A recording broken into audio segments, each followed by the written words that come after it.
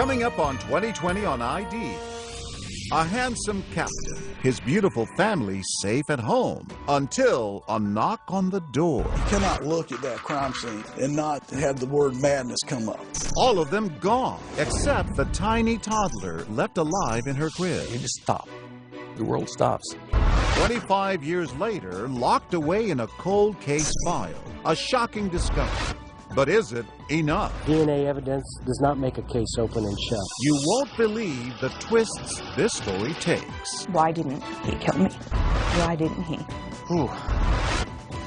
Witness. Welcome to 2020 on ID. I'm John Quinones. We always feel safest in our own homes. And that's why a story about a family being victimized where they live has such an impact. That's what this story is about. A family slaughtered in their home with only one tiny witness left behind. Who could do such a thing? As Elizabeth Vargas first reported in 2010, it would take 25 years for justice to be served.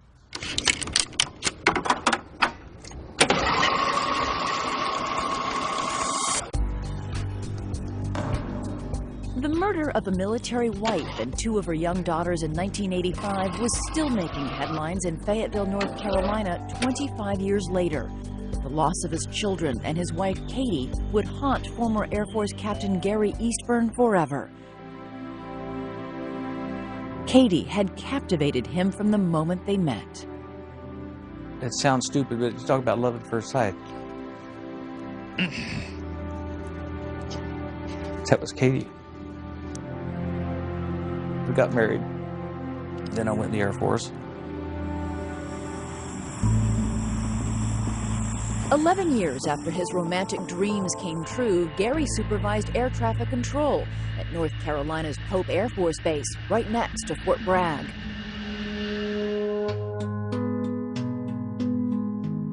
By then, Gary and Katie had 3 daughters, 5-year-old Kara, 3-year-old Erin, and Jana, just under 2. They lived at 367 Summerhill Road. The next-door neighbors were Bob and Jeanette Seafeld. They were just precious, precious little girls. And what about Katie? Did you get to know her at all? I would say she's the most devoted mother I'd ever seen. In the spring of 1985, the #1 song, Don't You Forget About Me by Simple Minds. It was featured in The Breakfast Club, a big hit at the Movie House. Ronald Reagan was in the White House. That spring, Gary Eastburn was nearing the end of a 10-week training course at Maxwell Air Force Base in Alabama, 500 miles from home. Family matters, like putting their dog Dixie up for adoption, fell to Katie, who had been alone with the girls for 2 months. She and Gary stayed in touch by writing letters in a time before email and cell phones. And every Thursday night, Gary called Katie from the barracks payphone. But one Thursday night in May 1985, that pattern was upended. That was the night I called her and she didn't answer the phone. She had never missed the Thursday evening phone call. No. Unable to leave his military post, Gary says he frantically called home for 2 days and nights. By Sunday morning, Mother's Day, the neighbors were also concerned. After noticing the Eastburns' newspapers were piling up, they went next door to investigate. Rang the doorbell and didn't get any answer. Sounded like a baby was crying. The Seafelds called authorities, and sheriff's deputies, when they arrived, broke into the locked house. They found 21-month-old Jana in her crib, crying, dirty, hungry, and thirsty. Police handed her to the waiting neighbors. So I just laid her down in my bathroom on the rug there, and I changed her. I grabbed an old T-shirt, and I just put that on her. Then I went to the kitchen table with her, and I had a glass of milk. And so I started giving her, but she would put her hands around the glass and just try to force it, because she was so thirsty, Her little teeth were really black from, I guess, dehydration. An ambulance was called for Jana. Doctors say she was only hours away from death. But she was the lucky one. Back inside the Eastburn house, everyone else was dead. Her mother and her two sisters had been murdered in their beds. Calls went out to homicide detectives Robert Biddle and Jack Watts. I was, in fact, at my mother's house at the time because it was Mother's Day. It was right around between 12:30 and 1 that I got the call, and I proceeded over to Summer Hill. It was their first day on a horrific case that would involve them for more than 2 decades. The detectives took us through the former Eastburn home. Another family now lives there. And this is the first time we've been back in this house since 1985, and it's a strange feeling. It was in these rooms that they found the bodies of Aaron and Kara Eastburn and that of their mother, Katie, who had been murdered and raped.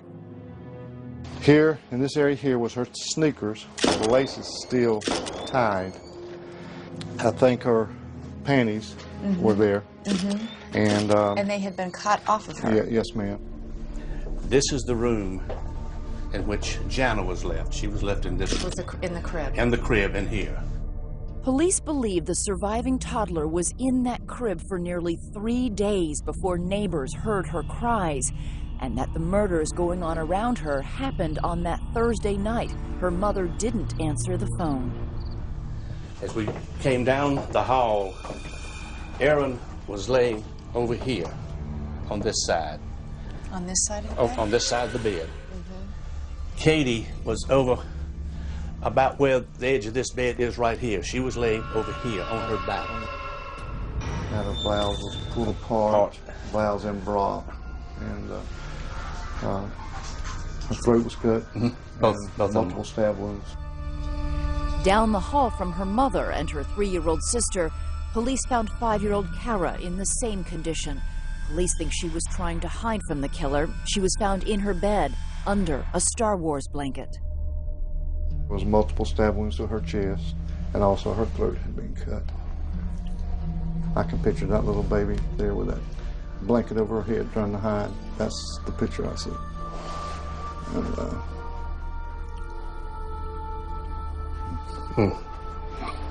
A lot of things come back to you. A lot of things, some things you've forgotten. And that scene of Kara and Aaron and Katie, and you don't ever forget that. As I said, you just don't ever forget anything like that. It stays with you forever. And I was in the dorm room and someone said, "Hey, Gary, you got a phone call." I go, "Oh, good, it's her." He said, "Some detective." The first thing I said, "How many of them are dead?"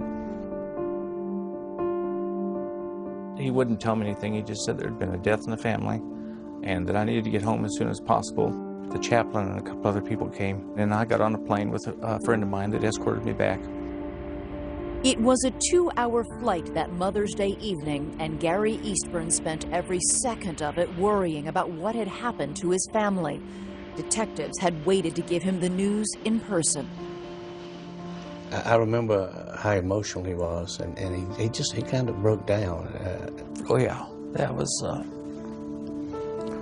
I don't know, it's hard to explain. You just stop. And the world stops. Detectives say they found the bodies of Catherine Eastburn and her 2 children. Their throats had been slashed. It scares me. Terrifies me for them. Really does. Who would do such a thing? I mean, you cannot look at that crime scene or hear about that crime scene and not just to have the word madness come up. People wanted whoever could kill a mother and 2 tiny girls off the street. Exactly. The sheriff's department really felt a huge amount of pressure to solve this thing and solve it quickly. Coming up, desperate police turn to Jana, the only survivor. What did she see or hear that night? And a portrait of the murderer emerges. Stay with us.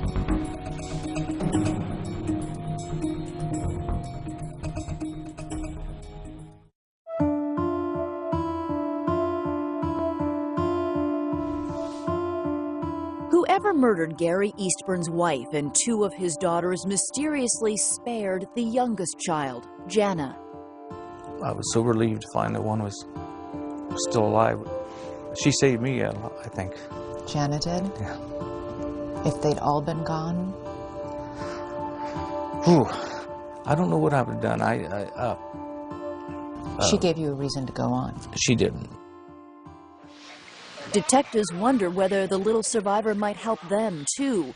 They are so desperate for leads, they try something extraordinary, taking Jana to visit with a child psychologist, Dr. Helen Brantley. Who is this? Mommy.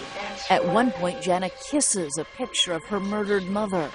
Oh, that's nice. Did anything ever scary happen on it? As deputies videotape, the doctor delicately probes for any memories of that night. And there are some. In her report to the authorities, Brantley writes Jana said, quote, "Hide from the burglar so he doesn't get us," and "He's going to come get me." She talked about hiding, and at one point she said, "Shh, be quiet. I can't kill her anymore." So she heard things. Brantley says the child probably heard the killer but could not identify him. Jana is just too young to help. And 25 years later, she says her recollections of that night are a blank. I don't remember anything at all. But it must be a burden of its own. It is. It's really hard for me. I feel like I'm like disconnected from it. My biggest thing is why didn't he kill me? Why didn't he? I don't know. Obviously, I think I was left here for my dad. Why do you think the killer spared her? If he was willing to kill a 5-year-old and a 3-year-old, why stop at the baby? She was young. She probably couldn't identify him. He was more concerned about the individuals who possibly could identify him. Jana may not have been able to help, but in the days after the murders, detectives soon found others who could. A woman down the street tells them she saw a car parked near the crime scene, a little white Chevy Chevette. Then Patrick Cohn, a 20-year-old from around the block, flags down a deputy. Say, look now. The investigation was depicted in a television movie, Innocent Victims, based on a book journalist Scott Wisnan. Man, no, he was carrying something like that. Testy night, a young gentleman named Pat Cohn. He said, "I saw somebody leaving the house about 3:30 that morning." A man comes down the driveway with a bag over his back. He passes Pat within 3 feet and he says to Pat, "I'm getting an early start today." Cohn helped create a composite, giving police their first idea of what the killer might look like. Detectives also learned that Katie had written to Gary about a man who adopted the family dog just days before the killings. She mentioned that he'd come over and said he seemed like a pretty nice guy. Earlier today, authorities issued a press release requesting information on an individual who apparently picked up the family pet, Dixie. The man who adopted the dog is Tim Hennis, a 27-year-old Army sergeant married with a 2-month-old daughter. And when they see that news broadcast, Hennis and his wife Angela come forward. I think he expected to go down there, give a statement, and be cleared and sent home. The detectives say Hennis looked strangely familiar. I stopped dead in my tracks. I'd seen a lot of composites, and sometimes you can say, well, that looks a little bit like her, that looks a little bit like him. But honestly, it looked like an artist just sat there with a pen and drew this picture. I mean, it was the best composite. Police ask, and Hennis readily agrees to give hair, blood, and fingerprint samples. He had no idea that at the same time, witness Patrick Cohn was pointing to his picture in this photo lineup. No hesitation. There's number 2, just that fast. The detectives' interest grew even stronger when they escorted Hennis and his wife to their car, a little white Chevy Chevette. Later that night, Tim Hennis is arrested. Investigators say the arrest of Army Sergeant Timothy Hennis early this morning capped off one of the most intensive murder investigations in Cumberland County history. With Hennis in custody, investigators continue to build the case against him. Police learned before the bodies were discovered that someone had used Katie Eastburn's ATM card. Bank transaction records led detectives to the next customer to use the machine. and she ultimately picked Tim Hennis out of the photo lineup and said, that's the man I saw use the ATM right before I did. You follow the evidence, and around every corner, there stood Tim Hennis. Every corner we turned, there was Tim looking right back at us. Why would a family man with a daughter about the same age as Jana Eastburn and no history of violence commit such a heinous crime? Police trace his motive to something he failed to tell them. On the night of the murders, with his wife and baby daughter out of town, Hennis went to see an ex-girlfriend. Police say when she rejected his advances, he went out into the night looking for sex. They say he wound up at Katie Eastburn's, whom he had met 2 days earlier when he adopted their dog. And Katie Eastburn was a very attractive woman, young and attractive. He went over there, and I think he misread her. It went too far, and he had to kill everybody. But, I mean, that's a big leap. Sure it is. To go from wanting to have sex with a woman to butchering her and her 2 little girls. I understand that, but I don't know what else, I don't know how else you can describe what happened in that house or why he was there. Why all the rage in this, the overkill? He just went over the edge. He is capable of extramarital sex just like millions of other men in this world are. Does that mean he's capable of holding a knife to a 5-year-old's throat and cutting it from ear to ear? A jury would answer that question in a trial that began a year after the murders and packed the courthouse. Courtroom seats for the Hennis trial have been at a premium these past weeks. I'm curious of what's going to happen and how the family's reacting to it. People literally were getting in fights, lining up to get in the courtroom the morning of the trials. Billy Richardson was one of Tim Hennis's lawyers and was quick to point out to the jury that there was plenty of physical evidence, fingerprints, hair, footprints. None of it matched his client. At a time before routine DNA testing, even semen found during Katie Eastburn's autopsy led nowhere. There is a significant amount of foreign evidence in that house showing that a male has been in that house that is not Captain Eastburn and is not Tim Hennis. Well, who the heck is it? There is absolutely no humanly possible way that a person can do what was done in that house and not take a piece of that house outside with them in their car, on their clothes, on their body. It's impossible. Were you satisfied that they had the man who killed your family? Absolutely. Late on the afternoon of July 4th, 1986, the jury returned its verdict. Tim Hennis was found guilty on all counts. 4 days later, he was sentenced to death. And when he was sent to death row, did you feel vindicated? Did you feel justice had been served? Yes. It's awful to say, but I had no remorse at all. I thought he deserved it. Did you feel that's what he deserved? Yes, ma'am. Why? Well, Aaron Eastburn, Katie Eastburn, Kara Eastburn, that's why. With Tim Hennis on death row, it seemed the case of the horrors on Summerhill Road was closed. But then the mystery only deepened. In his prison cell, Tim Hennis receives a letter. It reads, "Dear Mr. Hennis, I did the crime. I murdered the Eastburns. Sorry you're doing the time. Thanks, Mr. X." Is the wrong man about to be executed? Every fiber in my being believed he's innocent. Stay with us.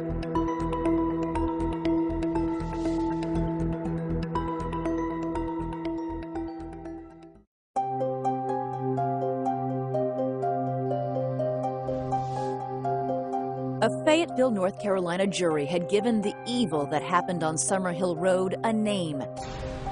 And it was Tim Hennis. Hennis lawyers feel the jury's decision was based more on emotions rather than the evidence in the brutal murders of Catherine Eastburn and 2 of her children.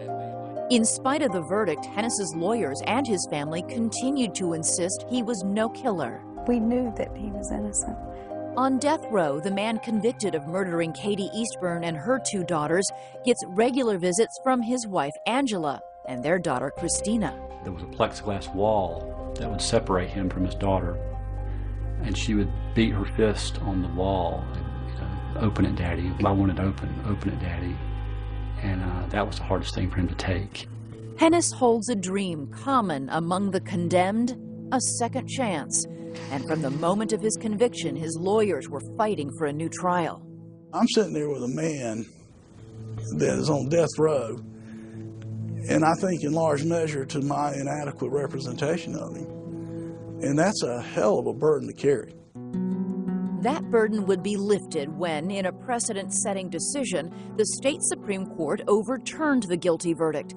It found the trial judge had allowed prosecutors to inflame the jury with a graphic parade of disturbing photos of the dead victims projected over the defendant's head. This huge image of grotesque violence. The jurors couldn't help but see him at the same time they were seeing these bodies. It was awful. After he had spent more than 2 years on death row, the High Court awarded Tim Hennis a new trial. The second trial begins in 1989, 4 years after the murders. The prosecution's case is still strong. Their star witness, Patrick Cohn, is back to swear again that he saw Hennis leaving the scene of the crime. There's something about sitting in the courtroom and there's a person that has placed their hand on the Bible and said, I swear before Almighty God that I'm going to tell the truth. And then that person takes their finger and they go, that man's sitting right next to the defense counsel. And that is compelling drama. But in this new trial, the defense unleashes a string of surprises, including a compelling new witness of their own. The defense had found a newspaper carrier in the neighborhood.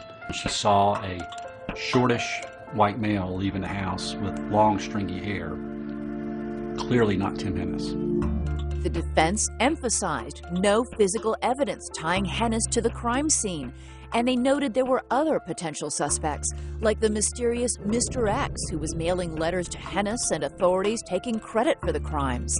Do you think whoever wrote that committed the crime? The one rule I have in this case is nothing in this case surprises me. The second trial was filled with surprises, but the most explosive was a new strategy. The defendant himself took the witness stand. In the first trial, defense lawyers had decided against that. They worried that the muscular 6'4" Hennis was a big man with a short fuse and a bad attitude. I thought he probably one of the most arrogant human beings that I'd ever seen. His own lawyers were afraid Hennis might be set off by a prosecutor. What were you afraid would happen if Tim took the stand? I thought Tim would come out over the witness table and get in a fight with him, really. I mean, you're dealing with a fellow that's 6'4", 6'5", and yeah, he's a big man. Well, and that prosecutor would have liked nothing more than for Tim to He would have lose it. baited him the whole trial. But keeping Hennis off the stand hadn't kept him from being convicted, and the second jury hears Hennis himself swear he didn't do it. So they put Tim on the stand, and he did fine. It's hard. Obviously, he denied having any involvement in this case. He denied having any involvement in Miss Eastburn. And that was his opinion against the state's, but still, that was fine. He was able to get in front of the jury, tell them he didn't do it, keep his composure. But do they leave him? The husband and father of the victims, Captain Gary Eastburn, wasn't convinced. You would think if somebody didn't do it, they would certainly, at least I would, if I didn't, I'm sorry. For your loss. Yeah. I didn't do it, but I'm sorry that this terrible thing happened to your family. Did anything in that second trial make you doubt, even for a second, that Tim Hennis is the person who killed your wife and daughters? No. I put my hand on heart and say no. He's guilty. He did it. The jury in the first trial thought Tim Hennis did it too. They sent him to death row. But not this jury. On April 19th, 1989, they set Tim Hennis free. After more than a month of testimony, the jury found Hennis innocent on triple murder charges. They did not prove to us that he was definitely guilty. It was just a whole lot of circumstantial evidence. What was that moment like when you heard the verdict? Well, I felt like we had won the big one. And I felt relief because I felt like now I didn't have that burden of knowing an innocent man was on death row because of my inadequacy. And he got to hold his daughter, who is now 4 years old, leaving the courthouse. It was a happy moment for him and his family. The joy and relief had changed hands. Now, after the second trial, it was Gary Eastburn and his family who were shocked. What was your reaction when you watched him walk out, a free man? Set me back a bit. Were you angry? I was angry, yes, but I tried to get myself to the point where I says, you know, no matter innocent or guilty in this trial, you just got to let it go. I guess it's kind of hard to believe it's finally here. 9, 10. Ready or not? A month after he was freed, Tim Hennis and his wife Angela were paid to appear on A Current Affair. They were out to get somebody, just somebody, that they could pin it on and get it out of the news. And you didn't do it? No, I did not. Tim Hennis was cleared, and for decades, no new suspects emerged. Whoever slaughtered the family on Summerhill Road had gotten away with murder. The killer, for the past 20 years, has walked free. Have you ever thought about that during that time?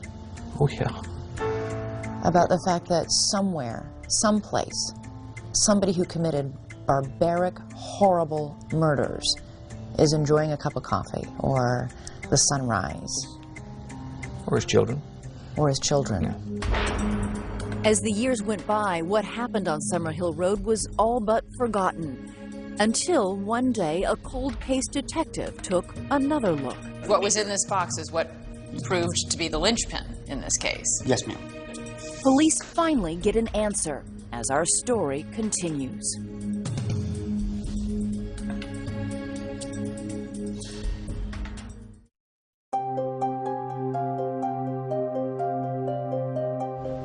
Gary Eastburn has suffered the loss of his wife, Katie, and 2 of their 3 daughters. Tim Hennis has faced trial for their murders and has been found innocent. But as Elizabeth Vargas reports, the story is far from over. What happened on Summerhill Road would haunt 2 families for more than 2 decades. Gary Eastburn says in those years he focused on the only child the killer had spared, Jana, his youngest daughter. Jana was my first, second, third, fourth, and fifth priorities.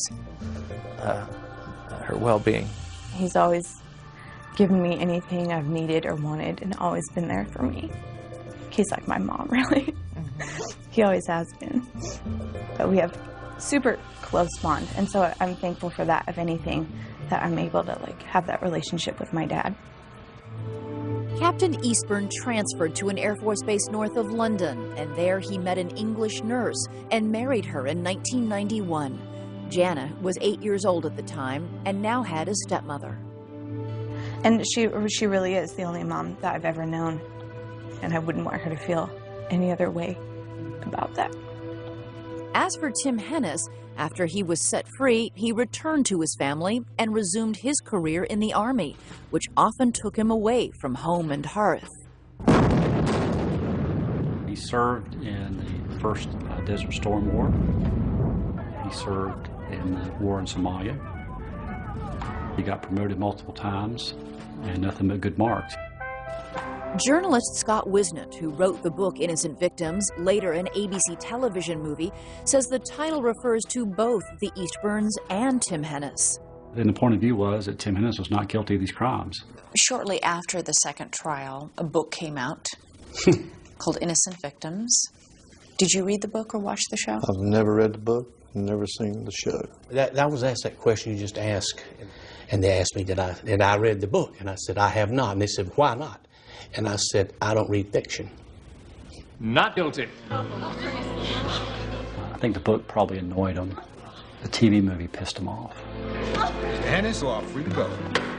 And they still thought they had the right guy all along. Yeah, I have a warrant for your arrest. Book in the movie suggested that after police wrongly arrested Tim Hennis, they failed to investigate any other lead or potential suspects. Look at that. Nothing on that board relates to Tim Hennis. The movie ends with a reminder that the case was never closed. We've got a 25-year-old case that hasn't been solved. If there ever was a case that cried for justice, that cried for looking at all the facts, looking at all the evidence, it's this case.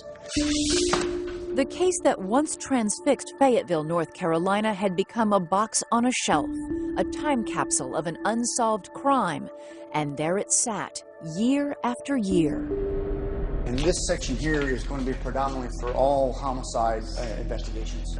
20 years after the murders, Captain Larry Trotter of the Cumberland County Sheriff's Department was working the Cold Cases Unit. So you were looking up at a shelf one day and noticed what? I saw a box that large and realized there had to be something pretty significant to it. And then obviously put a lot of work into it for a case that didn't get solved. Here we have Catherine Eastburn's necklace. Sifting the evidence from the killings of Katie, Kara, and Aaron, a necklace, a lock of hair, bloody bedding, Trotter found the one clue that would lead to the real killer. This is going to be a swab from Catherine Eastburn. It would be the vaginal swab box. The vaginal swab. What was in this box is what proved to be the linchpin in this case. Yes, ma'am. The DNA. Yes, ma'am. The DNA. Authorities say vaginal swabs from Katie Eastburn's autopsy contained semen from the man who they say raped and then killed her and her daughters. When the crime was investigated in the mid-'80s, DNA testing was not available, but it was now. Captain Trotter sent the swab off to the state crime lab. Detectives called Gary Eastburn with the results. I'm the one who called Gary. I said, "Are you sitting down?" He said, "No, should I?" And I said, "Take a seat, take a deep seat." The killer revealed. Stay with us.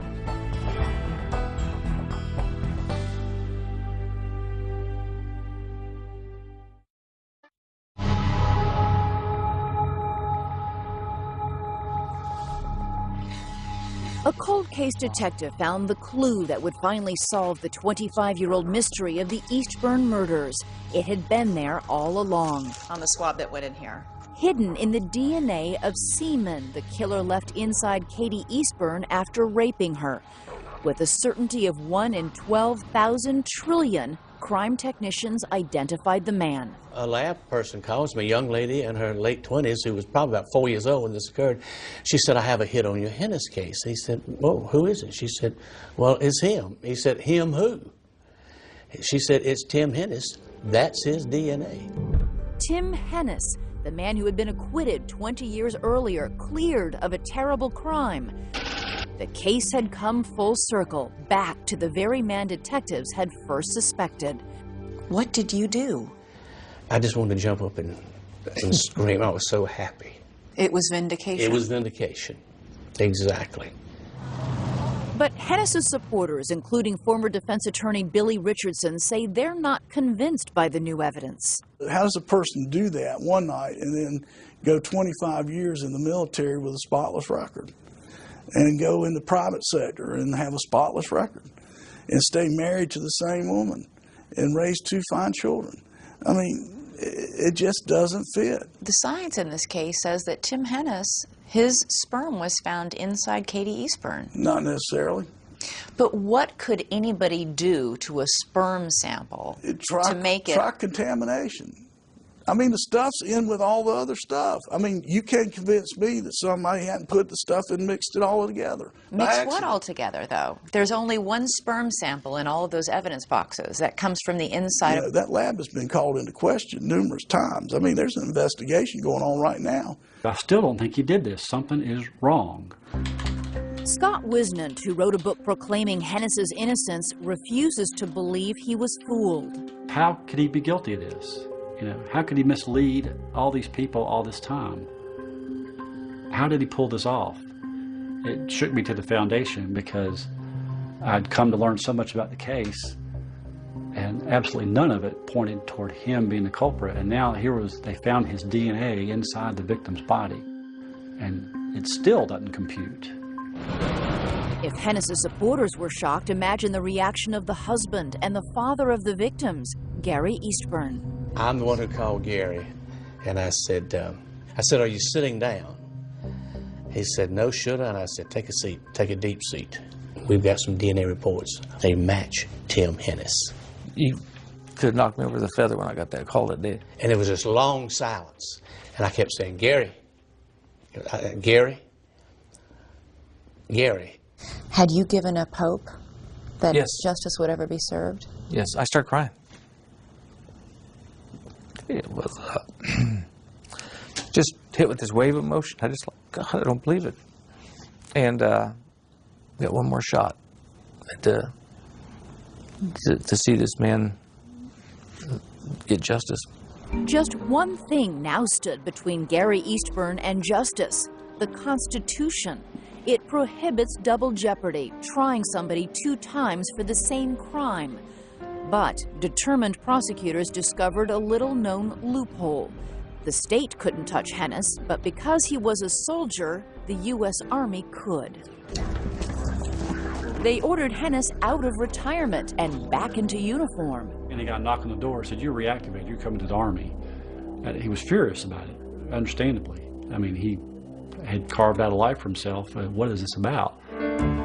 Hennis retired to Washington State near Seattle, something the Eastburns were shocked to find out, because that's where Gary Eastburn and his second wife had also settled, as had Jana and her boyfriend Brenton Siebenbaum. This guy lived 30 minutes from us.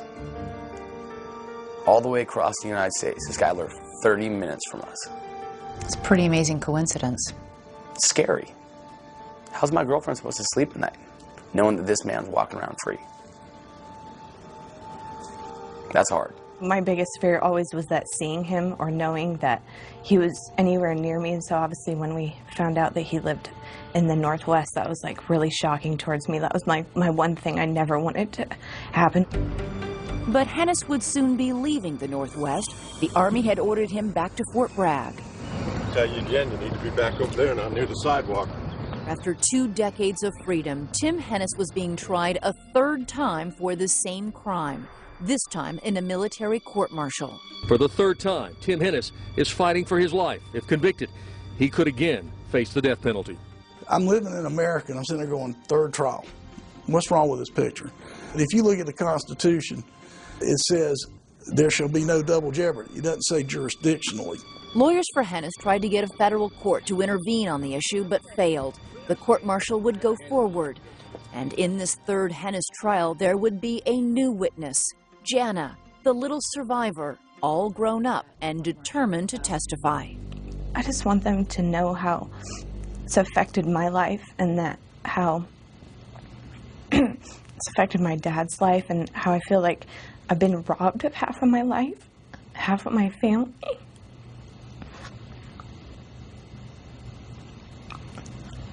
And I just want to have closure for them, really. They deserve that. The trial begins in the spring of 2010. At 52, Tim Hennis is no longer the fit young sergeant first arrested in 1985. His daughter, Christina, a little girl during her father's first trials, is 25 and pregnant with her 2nd child. But some things have not changed. Hennis's wife, Angela, is still by his side, and Tim Hennis insists that he is innocent. They love him as a husband, as a father, as a grandfather now. Frank Spinner, Hennis's lawyer at the court-martial, argues that the facts of his client's life do not paint the portrait of a man who could kill a mother and 2 little girls. How could a man who's led such an exemplary life be the same man who committed these murders?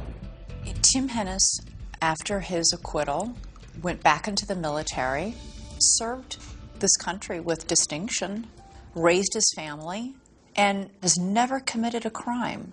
And yet on one single night, you're going to have this episode where you slaughter a woman and her 2 little girls?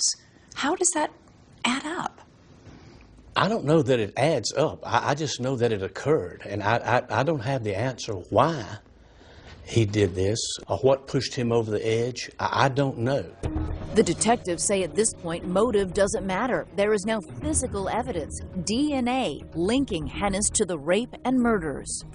I think there is a public perception out there that, well, if you have DNA evidence, then the case is open and shut.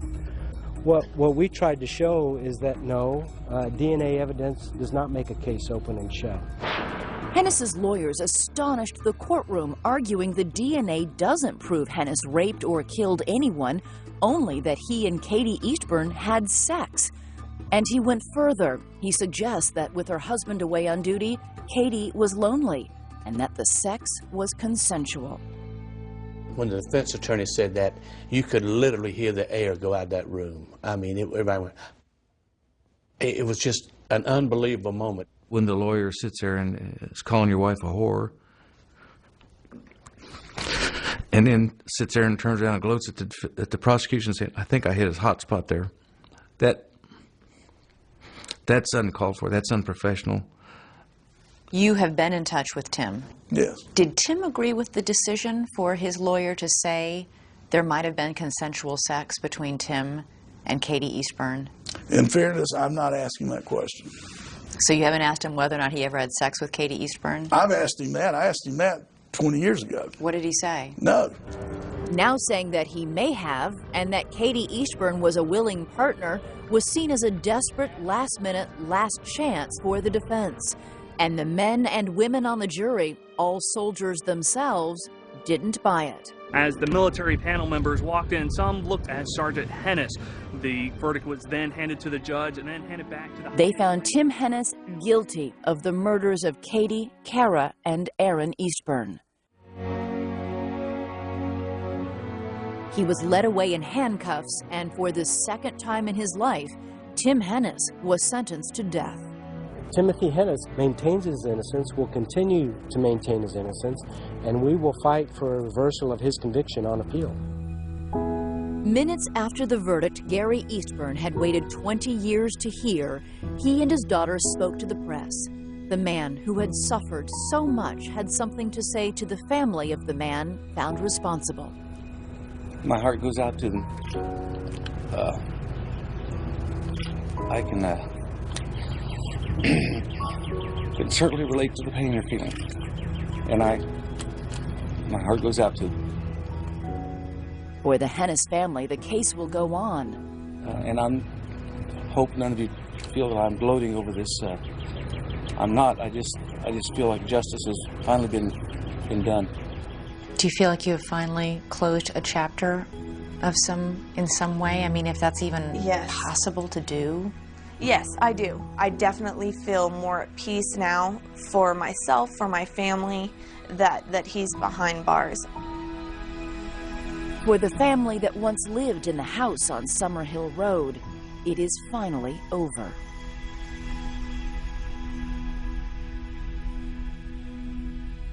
As of 2011, Tim Hennis is appealing his conviction in military court.